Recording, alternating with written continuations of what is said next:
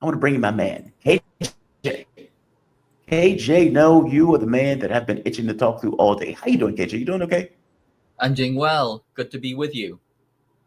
Oh man, it's great to be with you. KJ, no, he's a journalist, political analyst, writer, and teacher specializing in the geopolitics of the Asia Pacific region. Contributor to the book Capitalism on Ventilator, once censored by Amazon, is now available at iacenter.org. I was trying to get through that without breaking. KJ, where can people find you, by the way? I want to get this out before we start. They can find me on the China Report on YouTube on the Breakthrough News Network. Thank you for that. Eugene Perrier is on that network, right? Yes, he is. Yeah, I used to work with him. Very bright guy. Very, very bright. Yeah. KJ, China is not effing around. China's not effing around. That's how I'm going to start it. Um, Trump came out with like a 54% tariff on China. China's response was a 34% tariff on the US. Trump then threatened, I will increase it by 50% if China doesn't take its 34% off. Not only did China not take its 34% off, China came out and says, hey, you know those chips that you guys need for your military? Yeah, maybe we don't give those to unfriendly countries because, hashtag reasons. Hey, the movie industry, where we take in like the second amount of movies coming out of the US? Hey, maybe we don't take those either. Like, China has also come out and forcefully pointed out we are willing to fight this to the bitter end, meaning we're not acquiescing, we're not bending the knee, we're not backing down. That's not taking place. If a trade war is what you want, then damn it, a trade war you're going to get. Give me your take on this. Am I getting any of this wrong, by the way? Oh, you're absolutely right. China is signaling that it is not going to be bullied. And they have said literally that they will fight to the end, that the US is committing error upon error, and that they don't accept the extortionate uh, tariffs, which are typical of unilateral bullying. They're not going to take it. So they're willing to go to the mat. And it's already been signaled that their countermeasures could involve further tariffs or perhaps bans on US agriculture.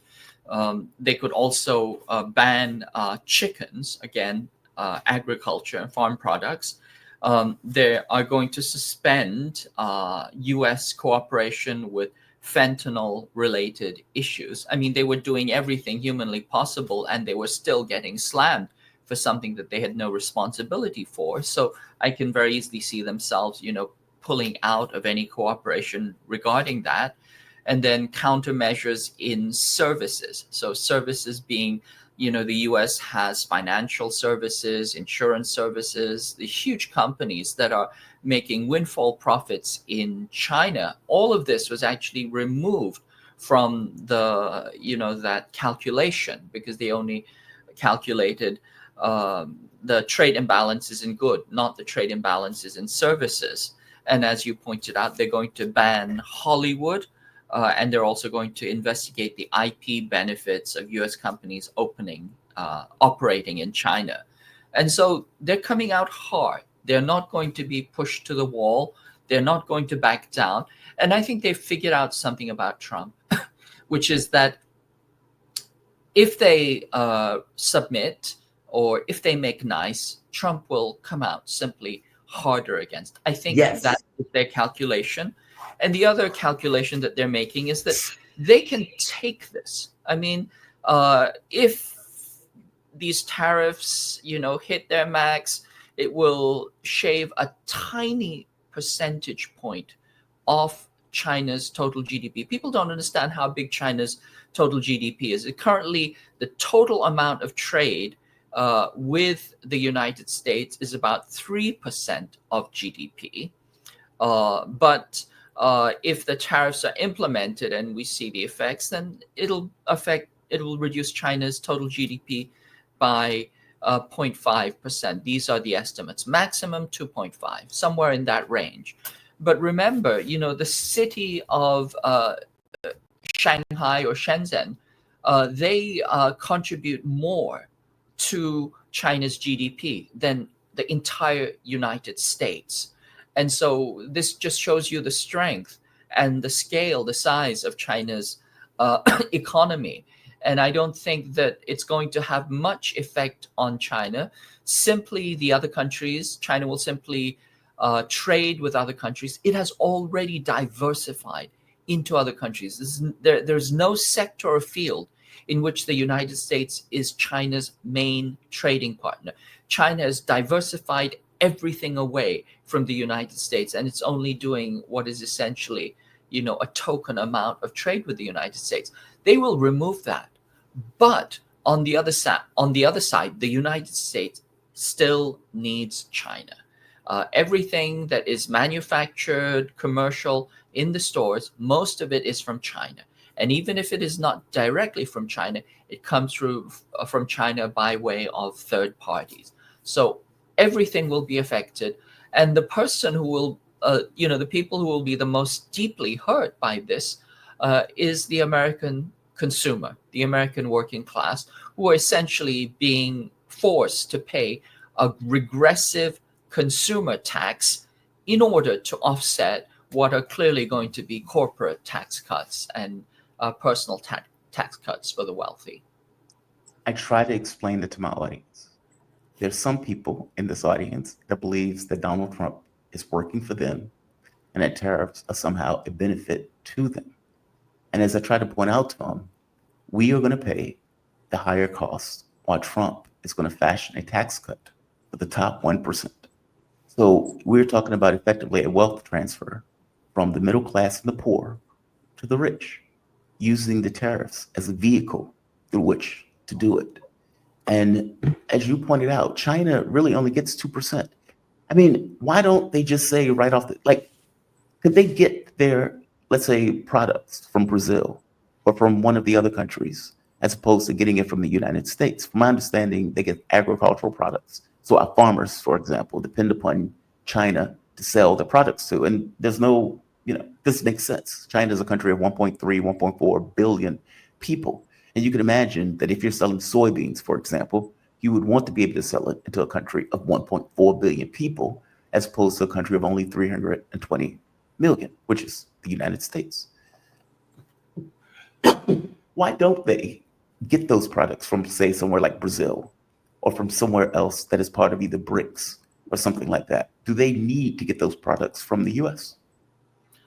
They don't. The key inputs that China gets are intermediate or raw materials. It doesn't get a lot of finished products.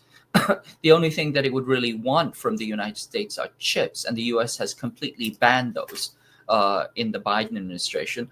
So they import soybeans, LNG, crude oil, cars, semiconductors, jet engines, semiconductor manufacturing equipment, vaccines and blood plasma, medicines, and ethylene polymers.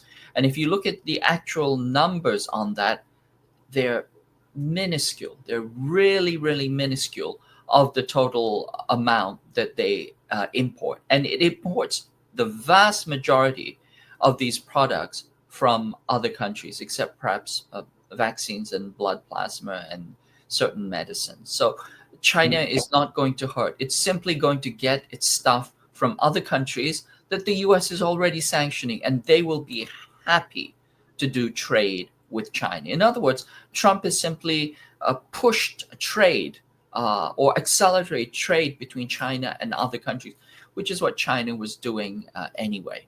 A tariff functions a little bit like a wall. It's a wall, and if you impose it on a single country, then you've in-walled it or enclosed it from exporting to you. But if you do that to the entire world, then you've simply enclosed yourself. You've simply built a wall around yourself. And other countries are going to go their merry way, trading with each other. And in the meantime, the US simply has taxed itself and made everything more expensive for itself. So very, very bad move, very, very foolish move. Everybody's scratching their head, who dreamed this up? And if I were to take a stab at it, I would say that it's probably some, lowly intern, who was essentially cheating on their homework. They were told to come up with some numbers and they ran it through Chat GTP and then just drummed something up, and now everybody's stuck with it, and they don't want to back down on how utterly and totally senseless and stupid this is. Yeah, the penguins are enraged over this. Considering he even sanctioned a penguin island, right? Like Right. it comes There are across so no ridiculous. there are no humans on that island, and they do not export anything to us, not even snow, and still this island is being sanctioned. That tells you how much effort went into this program. I saw Xi Jinping making this comment, something to the effect of, "Hey, we're open for business. If the U.S. wants to do this, we're open for business. Come to China. Come to us. We're willing to make this deal." I'm curious on something else. From the standpoint of, has BRICS as a collective discussed a response? I'm I'm not sure sure if you they know. I'm sure they are discussing. I mean, if China is discussing with Japan and Korea, certainly BRICS would already be in the throes of discussion. But I think that whatever discussion is going on is being kept quiet for now, because I think they're waiting to see what happens. But again, coming back to imports, the U.S. imports, the U.S. or China exports to your smartphones, computers, commodities, batteries, vehicle parts, toys, lighting and fittings, furniture, plastic articles, game consoles, etc. Okay, all of those things that the U.S. imports from China are now going to go up 100%, because remember, it's 54% plus another, uh, you know, another 50%. That's 104% that we're going to pay. Your iPhone is now going to cost, double what it cost a while back. Wow. So if I buy a video game console, it's not $300, $600 now. Or if I buy a controller, Hmm. um, it's now what, 30, 50, $60. God, man, that is going to be brutal. One other question on this. What does Trump want? Like, meaning, I get this. He obviously wants bilateral deals with various countries with the idea of being in a dominant position in those deals, especially countries that are coming to him like Europe, where they're like, please make a deal with us. And Trump is like, I need your firstborn.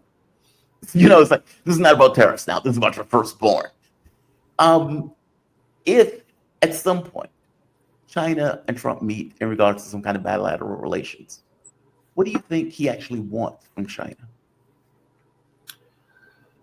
Well, first, it seems like they're highly unlikely to meet, because Trump has threatened that all meetings with China, planned or otherwise, are canceled until China removes its tariffs. So, clearly he too is, not thinking straight. But I think that Trump, as I've said before, is at heart a neo-mercantilist, a protectionist. He believes that high tariffs are a way of nurturing and protecting the economy, and that you should build up a balance of you increase your current account balance through Right. advantageous trade. Uh, the problem with that is that he also wants to keep the U.S. Dollar as the global reserve currency, and he said that he would impose 100% tariffs on any country that tried to de-dollarize. Well, what he's just done is he's accelerated de-dollarization, and the Chinese have just come out with a digital RMB, a CBDC backed digital RMB, which will essentially, undermine the dollar and certainly the SWIFT system in very, very powerful ways. That all of that is accelerating, but Trump wants to maintain the US dollar as a global reserve currency, but that does not jibe with his desire to keep the current account balance zero, that he doesn't want any country to have a trade surplus, because in order for the dollar to be the reserve currency, you actually have to have more dollars circulating than you Exactly. are trading with a single country. This is, the Triffin dilemma. He doesn't want that. So what does he want? I mean, this is like, this is the thing that's driving people crazy. It's like in that relationship where you just can't figure out what the other person wants because they're making completely incompatible demands. So, I mean, the worst scenario is that this is just, bullying and egotism, and that it could result in war. Certainly, the isolationism is a preparation for war.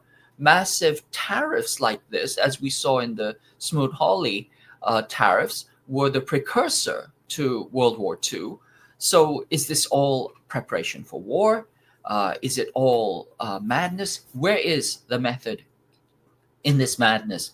I think people are still trying to figure that one out. Of course, people say, well, over a century ago, the US had high tariffs that paid for everything. Nobody had to pay taxes. Wasn't that great? That was a different era. You can't turn back that clock. You're certainly not going to reindustrialize that way, and you certainly cannot turn back the clock on progress. When you buy a car, that car has 30,000 components that were all made somewhere in outside of the United States. That's the global supply chain. You can't turn back that clock, and it's very, very foolish to think that you can. I mean, Trump is a real estate magnate. He was, his family were slumlords. Of course, there's no supply chain involved in being a slumlord or owning land or owning already built buildings. But anything else that requires manufacturing actually requires a long, complex supply chain. And perhaps that's the ignorance of Trump as well. See, okay, fair enough. He scuttled negotiations until China removes the tariffs, which means that this is probably going to go on for a while if that's the case. But let's say for the moment he did. And let's say when he put the 54% tariffs on China, his expectation was some kind of negotiation with Xi Jinping over the tariffs. Now, the problem with that is you're going into it with this idea of he's negotiating with me because I put a 54% tariff, meaning I have an advantage in this negotiation. At least that's the mindset of a bully, of a thug. The fact that China says, F off, we're not accepting that, so we're putting tariffs back on you. And his mind's like, oh my God, I can't believe they're doing that. Despite the fact that he's the one that initiated the trade war. Meaning, if you want to negotiate, you negotiate. You don't have to do it this way. It's nonsense. But he clearly wants something. Meaning, otherwise, you don't put tariffs on like that unless you're trying to get something out of the countries that you're putting the tariffs on. And so for the EU, he wants to be able to force his fat, cancer-causing chickens and cows into the European Union's economy, which they don't necessarily allow. So right off the bat, Europe has acquiesced in regard to saying, okay, Trump, we'll do 0 for 0. And Trump is like, that's not enough. Meaning he wants something from Europe. There's something specific that he wants. Same thing with Vietnam, same thing with Japan, same thing with these other countries. He wants some kind of deal where America makes out better. China's more complicated in this because it's obvious that the US is angling towards China in some way. And not just angling towards them in some way. Hegseth Leak makes it clear that they're trying to pivot to China with this notion of a potential war. But assuming for the moment, it's not at the level of war where he negotiates with Xi Jinping. What does he want? I mean, I don't think China would accept any premise where they hobble their own industries, where they produce less. I think I heard somebody said, we want them to accept more and produce less. China's not going to accept that, right? No, they're not. They're not going to. I mean, I think what Trump wants is submission. What J.D. Vance said, he said that the U.S. is at the top of the economic pyramid. It's the apex predator, and it simply receives tribute from the rest of the world through unequal exchange. They didn't use those words, but essentially that's what he was pointing out, that we design and other countries manufacture low income goods for us, and we are at the top of the value production chain. And he wants, I'm sure they would like to go back to that arrangement, essentially where the US is the plantation master and everybody is a tenant farmer on that plantation. That is the global system as it is largely structured for most of the world, except for countries like China, which are breaking out of that. So they want that global economic hegemony. Those days are gone. They're not coming back. I think they want China to submit. If you look at the early trade war in the first Trump administration, they made two sets of demands. One is they wanted China to buy much more US goods, which China did, but not enough for them. But it was a two-part. It was a 1-2 punch. The second part was they wanted China to dismantle its state-owned enterprises, okay, because they said that that was an unfair advantage. Well, here's the contradiction there. First, China's state-owned enterprises are about 70% of its GDP. The largest corporations on the planet are Chinese, and they're Chinese corporations that are things like Sinopec, China State something, China State Grid, etc. China is this is what people don't understand. It's socialist because the vast majority of its wealth is held by its people. The largest bank in the world is Chinese. That's ICBC, so etc. So the Chinese have tremendous large corporations that are state-owned. The U.S. believes that these create an unfair advantage for China, and it wants to sell them off. And I'm sure that they would like to see what happened with the Soviet Union, where all these things are sold off at fire sale prices, and the U.S. gets to sweep in and buy all of it up. I think that would be the dream. It's not going to happen. China said explicitly, we are not going to change our system for you. This is one of the demands, the 5 no's of the Bali agreements. We are not going to change that. You do not get to. No war, no trade war, no war, no Cold War, no block forming, no kneecapping of our development, no regime change. These are the demands that the Chinese have made to the US. They expect the US to uphold that. And short of that, aggressive US movements that undermine that will be seen by China as hostile. The person behind this, we think, is probably Peter Navarro, who was in the original Trump administration. He was one of a straight flush of China hawks. That was LMNOP. That's Lighthizer, Mnuchin, Navarro, O'Brien, Pompeo, Pence, Pottinger, and Ross. They had a whole straight flush of China hawks. Peter Navarro has come back. He's been recycled, as have a few others. And he's the one who is just so deeply stuck on the idea that China has poisoned and stolen its way to the top, that China's success has been our loss. And he believes that you have to impose tariffs and wage, complete and total economic war, in order for the US to recover its greatness. He claimed that the Shanghai Disneyland was doing better than Disneyland in Florida, where he grew up, or maybe it's in Anaheim in California, right? Anyway, so he's really upset about that China's Shanghai Disneyland is bigger and more successful than the one that he used to go as a child. So, so he wants to destroy the global economy. These people, they want to dynamite the global economy because of Disneyland. It's like if we can't be at the top, then we don't. I'm taking my ball and go home. We're gonna. I, Mhm. I'm curious on something else. China has a relationship with Iran. They're close, actually. Mhm. The amount of oil produced and everything else that China gets from Iran, I would imagine they're all both part of BRICS in association with Russia. With the pressure that Trump is now putting on Iran with the notion of attacking Iran, would China get involved in any sort of way? You know, I doubt that China is going to get involved in a war. I think they don't have a mutual defense treaty.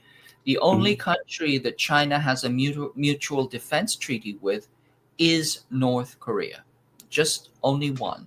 China does not even have a mutual defense treaty with Russia. But it will trade normally, and that trade will be very, very essential. And the same thing with Iran. I'm sure it will give moral support. It will support it at the UN.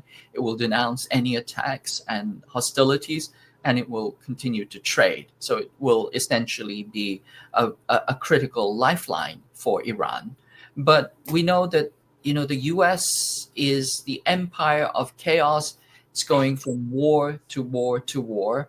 I think the concerns about war with Iran are not overblown. I think Mhm. that the Israelis are really trying to see if they can pull this one off. They want Iran knocked out. They feel like they have a good, pliant, you know, ally in the Trump administration. And so I think that this could really happen. I mean, this has been a multi decade project. Remember, when the US originally went into Iraq, the neocons were saying, little boys go to Iran, real boys, real men go to Iran, right? Little men go to Iraq. Real men go to Iran. They wanted a war even back then. It was on the list of countries to knock out. So I think that we cannot overstate that danger, and of course that too would be catastrophic, because Iran is not going to be a pushover. It's much, much larger than Iraq, where the US lost to, sandal wearing, sheep herders who were wearing, male dresses. It's not going to go well. I will tell you a story that John Kiriakou told me that was shocking. Is not really the word for it, but just astonishing. John was called into a meeting where they were talking about the war in Iraq. They were planning, and John was taking notes for one of his principals that was there in the CIA. And Dick Cheney comes on the view screen, and Dick Cheney is talking, is talking, is talking, and at some point, Dick Cheney says something to the effect of, "We'll be in Iran in like 20 weeks." No, he's talking about invading Iraq and literally cutting a path of blood through the Middle East to get to Iran to attack Iran. John's guy cut his mic off, turned to John and says, "Did he just say we're going to be hitting Iran?" And John says, "Yeah, he did."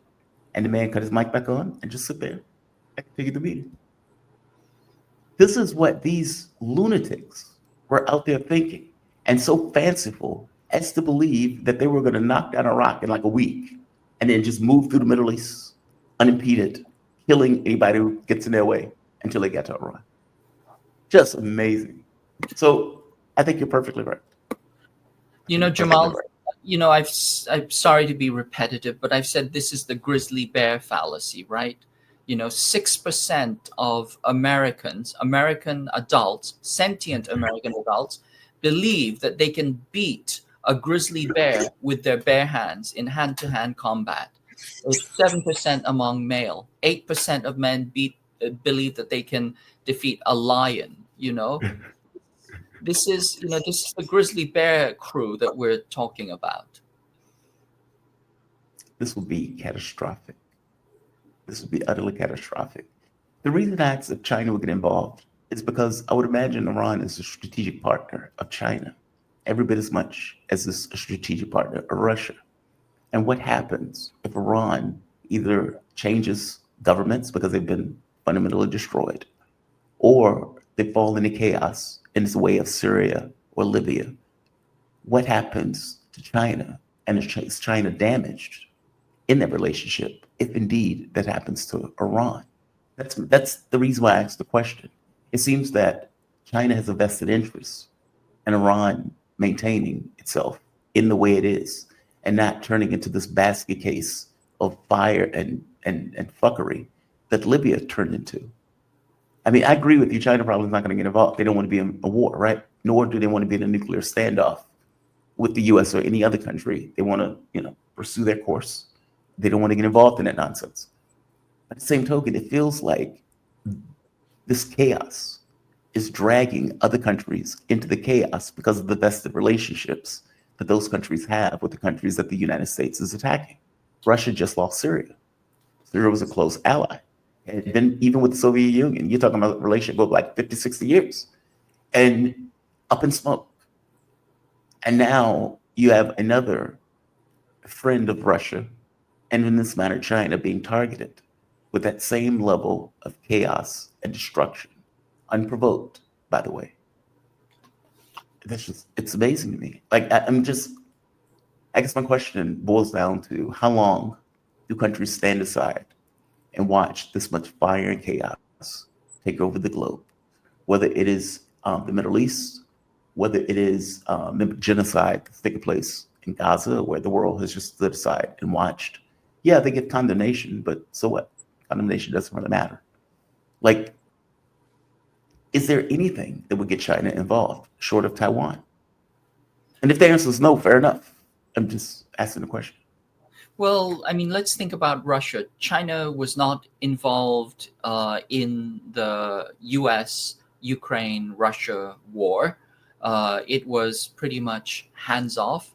It offered its good offices to help negotiate a peace. In fact, it was the first out of the starting block, offering to mediate a peace treaty, which, I believe that offer is still on the table. I believe if the US goes to war with Iran, China will do the same thing. It will offer its good offices on behalf of Iran to mediate a peace. I believe that's what it will do, but it doesn't want to get drawn into wars, certainly not a huge conflagration. And, the other thing is Iran can take care of itself. That's my belief. Just as the Houthis can take care of themselves. The US does not have the power projection capacity that it thinks it has, unless it goes nuclear. That's a completely different story. And, there's a lot of talk in Washington, in the ruling elite class, of